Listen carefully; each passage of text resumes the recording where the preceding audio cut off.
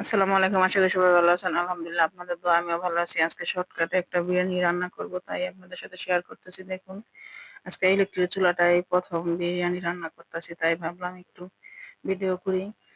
দেখুন, এই ইলেকট্রিক চুলাটায় কখনো রান্না করি না। সবসময় তো দেখুন কুকারে রান্না করি। আজকে এই চুলাটায় রান্না করে দেখি, ট্রাই করে বিরিয়ানিটা কিরকম হয়।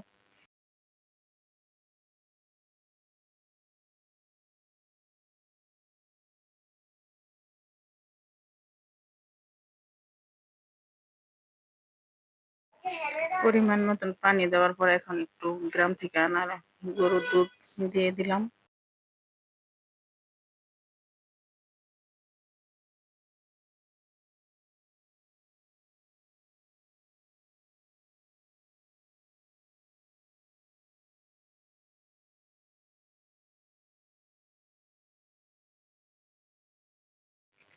দেখি ১০ মিনিট পরে বিরিয়ানিটার কি অবস্থা দেখুন।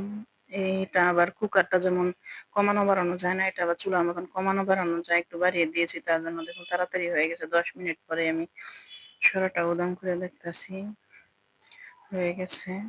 এখন বাকি যে মসলা সবসময় ব্যবহার করি তাই দিব।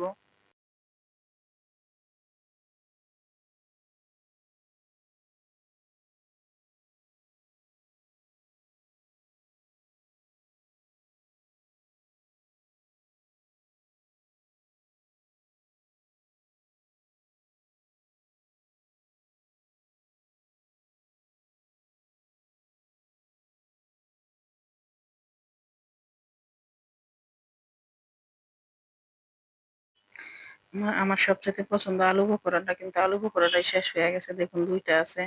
২ রকমের ২ টা ২ রকমের ২ টা এনেছিলাম। ২ রকমের আলু পকোড়া এনেছিলাম।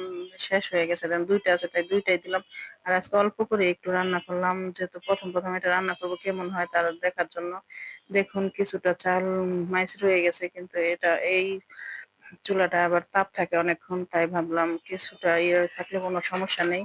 এখনো প্রায় ০.৫ ঘন্টার মতন এর তাপ থাকবে। দেখুন এদিকে রান্না হয়ে গেছে।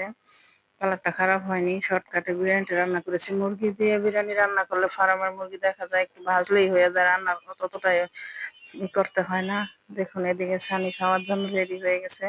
বিরিয়ানি রানলে বিরিয়ানি পোলাও খুব পছন্দ করে বাচ্চারা। ধন্যবাদ সবাইকে ভিডিওটি দেখার জন্য।